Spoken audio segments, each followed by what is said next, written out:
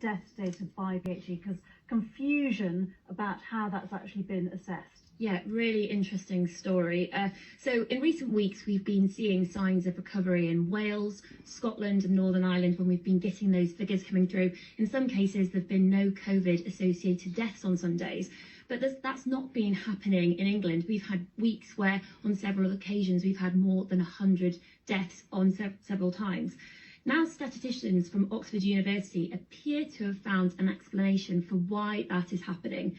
They say that when recording data, Public Health England looks at whether a person has ever tested positive for coronavirus and then whether they're still alive at a later date. So that means that anyone who's ever tested positive for coronavirus is included in the death figures, even if they've died from something else. So one pretty startling example is a person could test positive, be successfully treated and discharged, say in April time, and then in June could be run over by a bus and die.